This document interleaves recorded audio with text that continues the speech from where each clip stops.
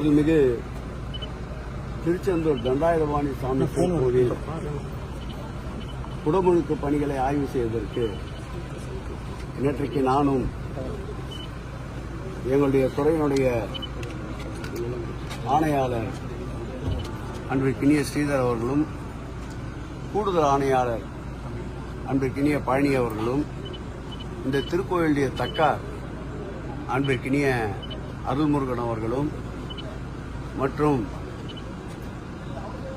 திருச்செந்தூர் திருப்பரங்குன்றம் அருள்மிகு அர்ச்சகர் ராஜா பட்டர் அவர்களும் செல்வம் அவர்களும் இந்த மாவட்டத்துடைய ஆட்சித்தலைவர் மாவட்டத்துடைய கண்காணிப்பாளர் ஆகியோர் இணைந்து சுமார் 8 மணியிலிருந்து 12 மணி வரையில் ஆய்வு மேற்கொண்டோம்.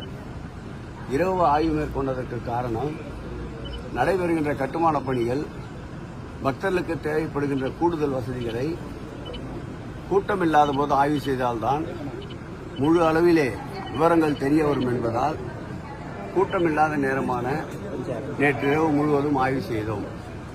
சட்டமன்ற அறிவிப்புப்படி காய்ச்சிய சுடுபால் வழங்கப்படும் என்று மாண்புமிகு தமிழக முதல்வர் உத்தரவின் பேரில் அறிவித்திருந்தோம். 10 திருக்கோயில்களுக்கு இன்றைய தினம் அறிவிக்கப்பட்ட அந்த திட்டம் இன்றைக்கு தொடங்கப்பட்டிருக்கிறது. திருக்கோயில்களுடைய விவரம் என்று எடுத்துக்கொண்டால் ஒட்டுமொத்தமாக இந்த காய்ச்சிய பால் வழங்குவதற்குண்டான செலவு சுமார் 50 லட்சம் ரூபாய் என்று கணக்கிடப்பட்டிருக்கின்றது.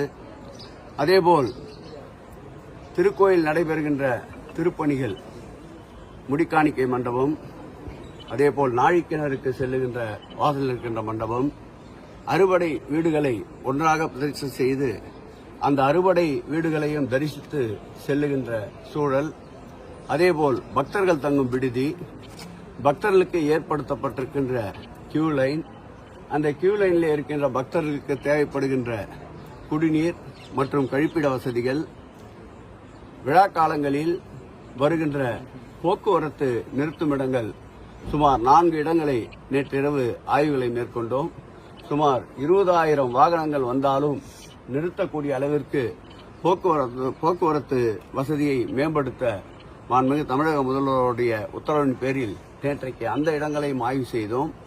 7/7 நடைபெறுகின்ற குடமுழுக்கில் லட்சக்கணக்கான பக்தர்கள் வருவார்கள் என்று எதிர்பார்க்கப்படுகின்றது.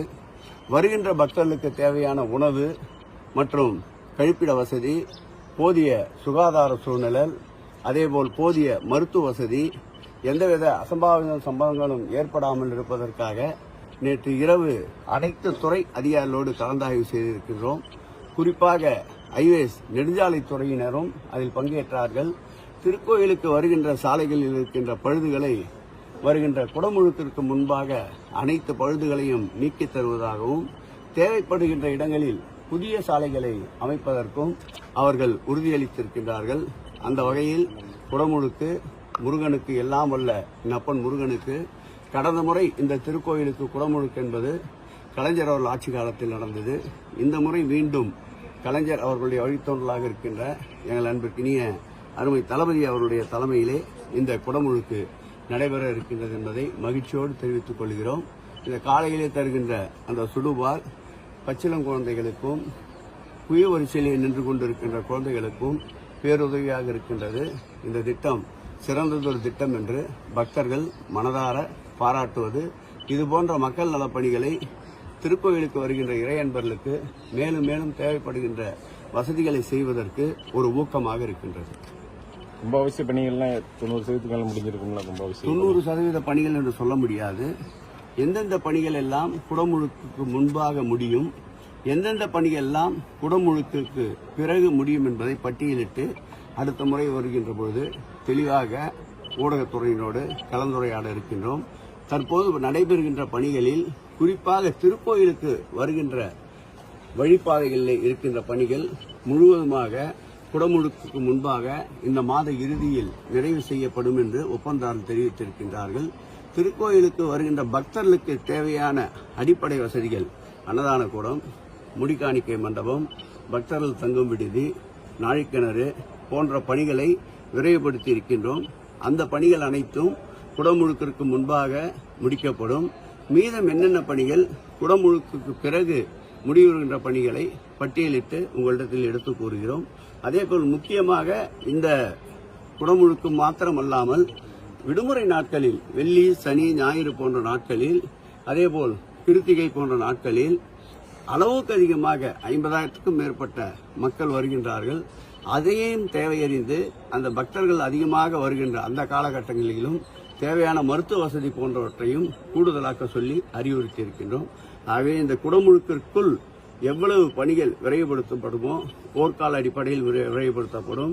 நாம் நின்று கொண்டிருக்கின்ற இடத்தின் அருகிலே இருக்கின்ற ஒரு 52 அறைகள் கூட இந்த மாத இறுதியில், அதாவது 20-25 தேதிக்குள்ளாக பக்தர்களுடைய பயன்பாட்டுக்கு கொண்டு வருகின்ற ஒரு சூழல் ஏற்பட்டிருக்கின்றது.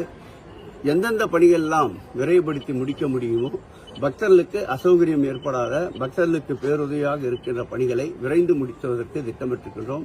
மேலும் இந்த ஆய்வு இந்த குடமுழுக்கிற்கு முன்பாக ஒரு 4 முறையாவது அனைத்து துறை அலுவலரோடு இந்த மாவட்டத்துடைய அமைச்சர் அண்ணன் அனிதா ராதாகிருஷ்ணன், இந்த சட்டமன்ற தொகுதி சட்டமன்ற உறுப்பினர் மற்றும் இந்த மாவட்டத்துடைய நாடாளுமன்ற உறுப்பினர் அன்பிற்கினிய கனிமொழி MP அவர்களும் அடுத்தடுத்து நடைபெறுகின்ற இந்த ஆலோசனை கூட்டங்களில் பங்கேற்பார்கள். அவர்களும் இந்த திருப்பணிக்கு முழு உதவியாக இருக்கின்றார்கள்.